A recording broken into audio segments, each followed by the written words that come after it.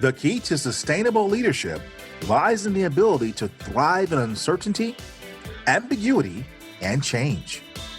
Grand Heron International brings you the Coaching Assistance Program, giving your employees on-demand coaching to manage through a challenging situation and arrive at a solution. Visit grandheroninternational.ca/podcast to learn more.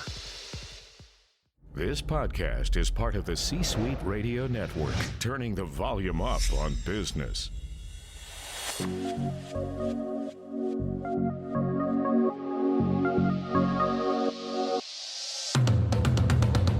Welcome to the Keep Leading Podcast, a podcast dedicated to promoting leadership development and sharing leadership insights. Here's your host, the Leadership Accelerator, Eddie Turner. Hello, everyone. Welcome to the Keep Leading Podcast, the podcast dedicated to leadership development and insights. I'm your host, Eddie Turner, the Leadership Accelerator. I work with leaders to accelerate performance and drive impact through the power of professional speaking, executive coaching, and facilitation. In the business world and in the world of sports, we often talk about being unstoppable. Being unstoppable, that mystic quality almost of being able to accomplish whatever we need to accomplish, whatever our chosen pursuit is, without any derailers. How can you and I be unstoppable? Well, my guest today, Alden Mills, has written the book. In fact, 2 books that tell us exactly how to do that. Alden Mills is a 3-time Navy SEAL platoon commander. He's the author of Be Unstoppable and Unstoppable Teams. He was the CEO of Perfect Fitness, one of the fastest growing companies in America. He's also a longtime entrepreneur with over 40 patents and has over 25 years of experience working on high performance leadership and high-performance sales. Alden, welcome to the Keep Leading Podcast. Thank you, Eddie. It's great to be here. I am super excited to have you. My, oh my, when I talk about incredible backgrounds, man, I mean, that just doesn't even do you justice. Please tell my audience what I missed. I'm a father of 4 boys. I have 2 Labradors, and I have failed way more than I have succeeded. Okay. Failed way more than you've succeeded. Tell me a little bit about that. You know, everybody gets to hear about your successes, but they never hear about all the years of tripping and falling and failing and getting back up and trying it a different way. The whole idea about being unstoppable is about unstoppable persistence. It's about this idea that, okay, so it didn't work that way. Let's figure out another way to do it. Now we just learned another way and another way, because some people will look at those as failures, but every one of those to me was just a opportunity to learn something new and an opportunity to stop others that might be on the same path. That's much like the saying from Thomas Edison that I love so much, Alden. He said, I didn't fail 10,000 times. I just figured out 10,000 things that don't work. That's right. In regards to his light bulb. I've often tell this story about how I started off in the fitness business and I invented what I thought was the world's greatest fat burning device called the Body Rev. I raised $1.5 million from 37 of my closest friends and family members. You've got some good friends.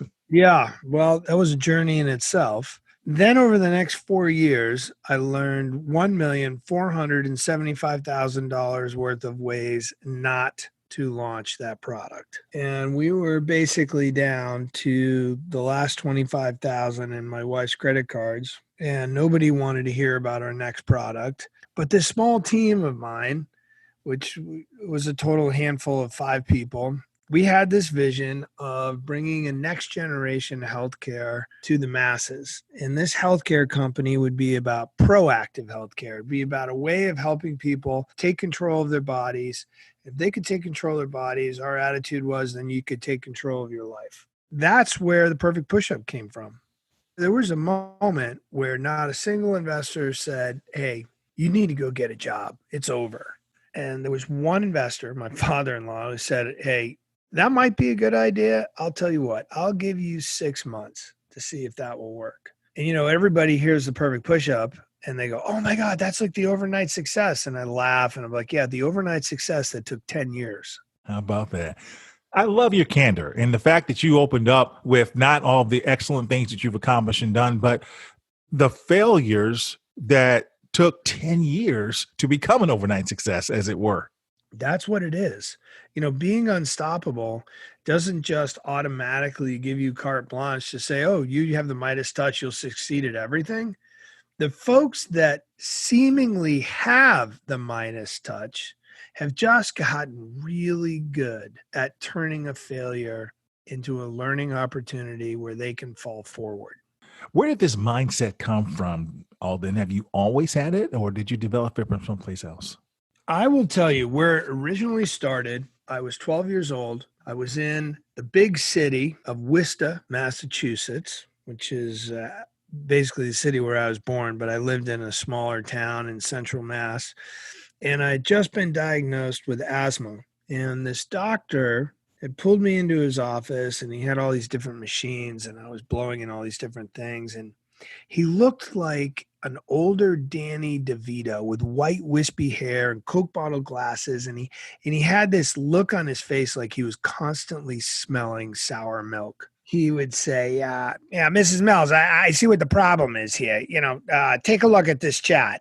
And he'd open this chart up and he goes, you see this? Your son, he's born with smaller than the normal size lungs for his age. And he's showing all these dots that are up going in this linear fashion and mine are much lower. And then he says, he flips the page and he goes, yeah, you see this chart? This one right here, this shows his airway and how much force or lack of force he's got coming in and out of his lungs. You see that he's got reactive airway disease. That's called asthma. This is what he needs to do. I'll give him medicine, but he needs to lead a less active lifestyle. He needs to learn the game of chess. Yeah, I think that's a good game for him, right? I hear that. My chin drops to my chest. Mom immediately senses that I'm about to go into a full pity party for myself. And she taps me on the shoulder and she says, why don't you go wait in the lobby? And I'm sitting in the lobby and I'm crying so much that I remember making little designs on the linoleum floor with my tears. And she comes out and kicks my foot and she says, what's wrong with you? I'm like, Mom, chess? I'm terrible at checkers. How am I going to play chess? And she drops down and she had these long fingernails and she dug them into my forearm to get my attention. And she's like, now you listen to me. Nobody defines what you can or can't do, but you. Do you hear me? I'll get you the medicine, but you got to decide what you can or can't do. And of course, I didn't get it that moment, and she's digging in deeper and she's like, do you understand me? I'm like, okay. She's like, say it back to me. Said it back to her. And of course, I didn't get it that day. I didn't get it that week or that month. But I did over the next couple of years when my mom and my dad would constantly be whispering into my ears and sometimes yelling into them things like, so what if you scored against your own team in basketball? Go try out for another sport. And I was not very good with ball sports. I ended up scoring on myself soccer and lacrosse and hockey and basketball. But I found this sport 2 years later, which was rowing. And I could sit on my butt and go backwards for long periods of time. And I got the team dynamic of it, right? It was all about putting 8 oars into the water at the same time. And I give you that story when you ask, like, where did you get this mindset? Was I born with it? No, I don't think so. Did I start to get a taste of it from that point on? Absolutely. And I was very lucky to have 2 parents that were always so supportive of my wacky ideas, one of which was trying out for rowing. what ended up happening from that little moment was rowing took me to the Naval Academy to trying out for the Olympic team. It took me to SEAL team. It took me to being an entrepreneur, to being a father of 4 kids. And I mean, a community leader. It's the pebble in the pond was the confidence to try. Powerful. So at 12 years old, that was the seminal moment with your mom, not listening to someone who said, because you had asthma, that you should learn chess. You went on to move into not doing that, but becoming a great rower, which landed you in different places, including serving as a Navy SEAL. Yeah. One built upon the other in much the same way, I might add, that negativity builds on one another, right? If you've ever heard of the term negativity bias, where we have this innate ability to focus more on negativity because we've got these survival mindset instincts that we're born with, where it's much more important for us to survive than it is for us to thrive. So our brain is constantly looking at the negative and paying attention to the negative to make sure we stay alive. The problem with that is that we also have a tendency to extrapolate one negative idea on top of another, on top of another, on top of another, which I call a negative hypothetical.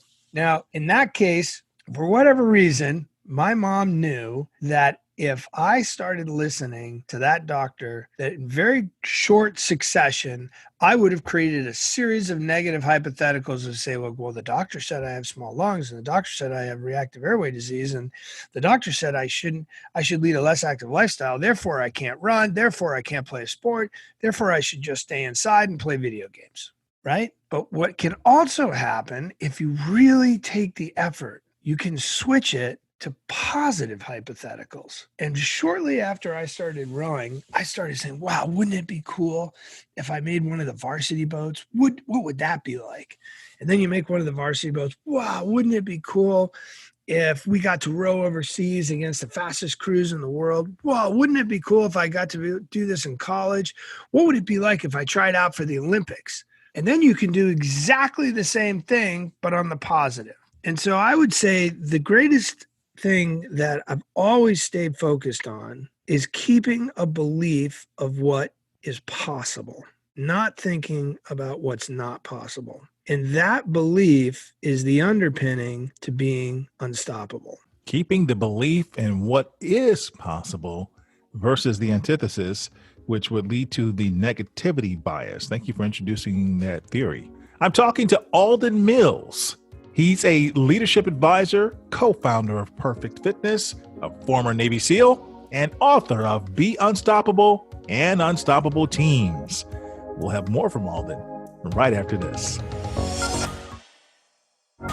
This podcast is sponsored by Eddie Turner, LLC. Organizations who need to accelerate the development of their leaders call Eddie Turner the Leadership Accelerator. Eddie works with leaders to accelerate performance and drive impact. Call Eddie Turner to help your leaders one-on-one as their coach, or to inspire them as a group through the power of facilitation or a keynote address. Visit EddieTurnerLLC.com to learn more. This is Haben Girma. I'm a disability rights lawyer, author, and speaker. You're listening to the Keep Leading podcast with Eddie Turner. Okay, we're back, everyone. I'm talking to Alden Mills. He's a leadership advisor, co-founder of Perfect Fitness, a former Navy SEAL, and author of Be Unstoppable and Unstoppable Teams. Alden, right before the break, you told us the secret to being unstoppable, and that is believing in what is always possible. You shared a little bit about your background as a SEAL. Can you tell us a little bit about your achievement of becoming a Navy SEAL and what that has done to your view of leadership? It was a natural progression for me to go from the sport of 8-oared rowing at the Naval Academy in the SEAL team. Of course, it wasn't a perfect progression. Halfway through SEAL training, my lungs started to fill up with blood during a 3-mile swim, and I got pulled out, and they found out that I had been taking asthmatic medicine, because even though I'd been diagnosed 10 years earlier, I wasn't fully ready to give up with that crutch. There was a little soul searching that went on because I ended up getting a series of tests and eventually was allowed to continue training, but I had to repeat a portion of it again, which is never enjoyable. But I will tell you the great elements of SEAL training are all about selflessness. And it's one of the big things I talk about in my book, Unstoppable Teams, is that difference between a group and a team is moving from a point of selfishness to selflessness. And what is amazing about these SEAL teams is you have all these highly motivated individuals that are so hungry to operate as a team of selfless warriors. And so much so, you tell a story, if I remember in the book, about what you all were told. Even though you're individually just amazing men, your commander would often say something about the person many of us think of when we think of a SEAL, Rambo. What did you say in the book about Rambo? Early on in the book, I talk about what one of the instructors said was, there ain't no room for Rambos in SEAL team. And, at that point, let's see, I think First Blood had come out and then we had Rambo, the movie. And it was a fun pop culture analogy to what we were dealing with. And what he was saying was, don't come in here thinking that being a Rambo is the way SEAL team is. We're absolutely the antithesis of that. And, another thing that one of my commanding officers told me, which I've always loved, and I try and pass it on to anybody that will listen, is only ever be as tough as the situation dictates. And really what he's talking about is if you're walking into a birthday party where everybody is playing musical chairs or, having some fun there, don't puff your chest out and go around thinking you need to be all Mr. Tough Guy. If you're in a situation where you've been treading water and cold water for a long period of time and people are shooting at you and you need to get out and get to that submarine, then you do what it takes to make it happen. And I've always liked that scalability because I also believe that's really an important piece of leading. You need to always be able to scale your leadership to the situation. Yes. I think of the work of Daniel Goleman in one of his landmark Harvard articles about what makes a leader. And in that article, actually, it's Leadership That Gets Results by Daniel Goleman. And he talks about, he uses the illustration of golf clubs. So you wouldn't always use a driver on the golf course. At a certain point, you need just a gentle putter. But some leaders, that's how they are. They're just swinging on people all the time. Eddie, thank you for sharing that with me. I think that is a fabulous analogy. That's exactly what I'm referring to, right? There's an entire scale of when you've got to be at your toughest and when your softest will be more than enough. Yes, indeed. So great lessons. And also what I thought was so interesting about that is in some cases we may think of Rambo as the hero. As you said, he was pop culture at the time. But in your context, that became almost the word meaning you're doing something bad if you're acting like Rambo. So as we come into our different roles of a leader, those are the different things we have to consider. And so fast forward to your life as a CEO. How did the lessons you learned up until that point prepare you to be a CEO? Well, first of all, I remind people all the time that leading SEALs and leading civilians are two different jobs. Now, there are lots of similarities because there's humans involved in both of them, but there are also totally different constructs between the military and the civilian world. And I will tell you, it is easier to lead in SEAL training than it is to lead as a civilian. How so? Because in SEAL training, they have a department called X Division. If they don't like your attitude, you're tapped on the shoulder and they're like, you're out. Okay. Go to X Division. You fail, you don't pass something, you go to X Division. And when you're in X Division, nobody in X Division is even allowed to look at you, those that are still in the arena of SEAL training that are trying to get through the next day. They literally have to turn their backs as a class goes walking by. But as a civilian, you can't be that way. You have to have a wider skill set to deal with the diversity that comes in through the front door every day. In a lot of ways, you really need to think of people like volunteers. And how you treat a volunteer is very similar in many cases to how you treat somebody that's working with you on a daily basis. And I also want to stress they work with you. They don't work for you. Lots of leaders make that mistake in thinking, well, I got all these people that work for me now. No, actually, if you wanted to think of any way of working with them, you're working for them. You are there to serve them. That's what true leadership is about. And I use this phrase from time to time that I say, to lead is to serve is to care. And your real job as a leader is to show them how much you care about them, about the mission or the company or the focus of that job, and the customer and the community and your contributors of your team. So what I hear you saying is that in both contexts, the military life as a Navy SEAL and as a CEO, it's not about how tough you are.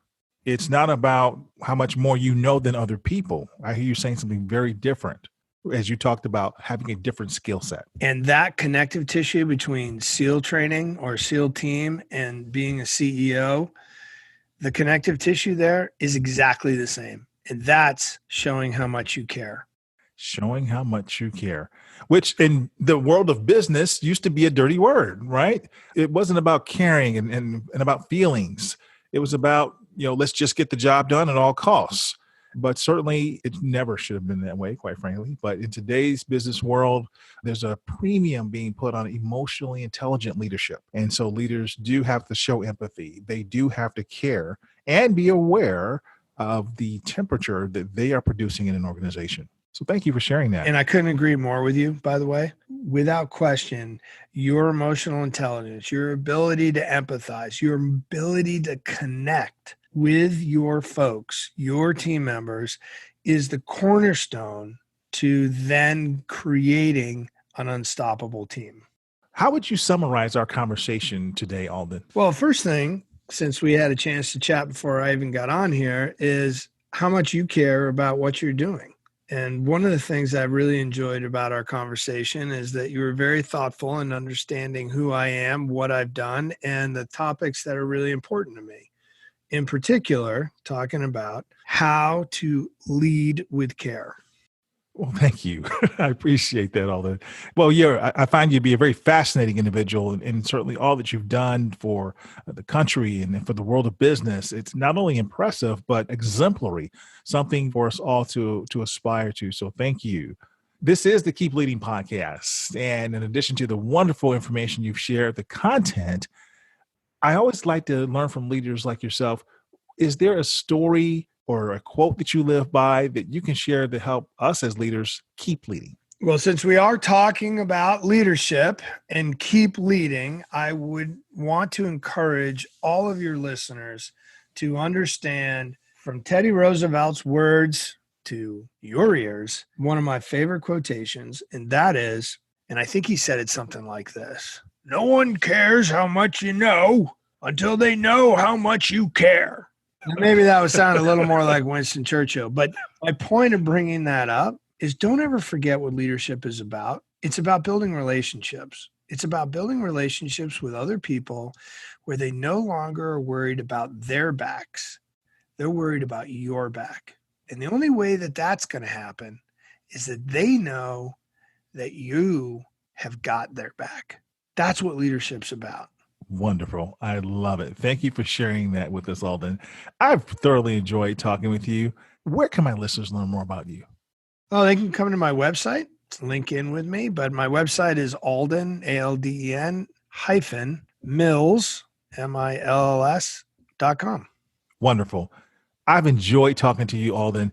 Thank you for being a guest on the Keep Leading podcast. We'll be sure to put all that in the show notes so folks can look for you, find you, book you for speaking. They will thoroughly enjoy you. Well, I look forward to hearing from them. And thank you for listening. That concludes this episode, everyone. I'm Eddie Turner, the Leadership Accelerator, reminding you that leadership is not about our title or our position. Leadership is an activity. Leadership is action. It's not the case of once a leader, always a leader. It's not a garment we put on and take off. We must be a leader at our core and allow it to emanate in all we do. So whatever you're doing, always keep leading. Thank you for listening to your host, Eddie Turner, on the Keep Leading podcast. Please remember to subscribe to the Keep Leading podcast on iTunes or wherever you listen. For more information about Eddie Turner's work, please visit eddieturnerllc.com. Thank you for listening to C-Suite Radio, turning the volume up on business.